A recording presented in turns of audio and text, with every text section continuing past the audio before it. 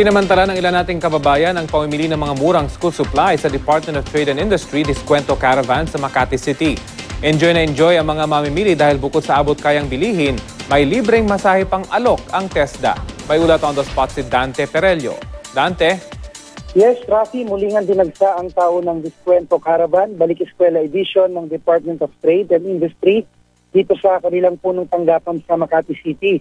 Aabot sa halos 50% discount ang presyo ng mga itinitinda ngayon dito tulad ng school supplies, bag, uniforme at sapatos.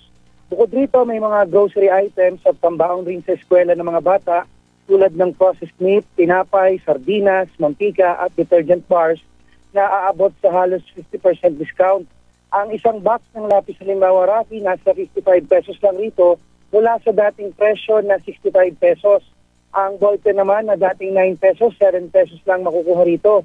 Ang 24 pieces naman na imported twisted crayons na mabibili sa mall sa halagang 272 pesos ay 232 pesos lamang dito.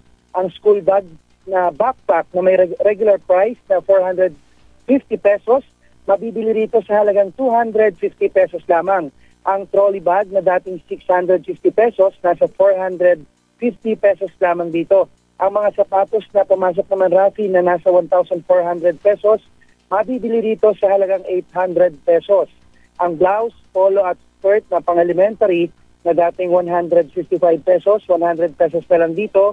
Pag pang-high school na polo, blouse at skirt naman, mula sa dating 180 pesos ay nasa 125 pesos na lamang rito. Ang mga canned goods, Rafi, dito ay mas mura ng hanggang 3 piso kumpara sa mga tindahan. At kung sakali namang mapagod ka sa pamimili, may libreng masahe nga na inaalok dito yung mga taga-Technical Education and Skills Development Authority o TESDA. At kung abutin ka naman ng gutom, wala rin problema, Rafi, dahil marami ring makakainan dito. Bukas ang tiyangge dito sa Trade and Investments Building ng DTI Head Office sa Hillpuyat Avenue sa Makati City mula alas 7 ng umaga hanggang alas 6 ng gabi. Hanggang ngayong araw at hanggang bukas lamang yan.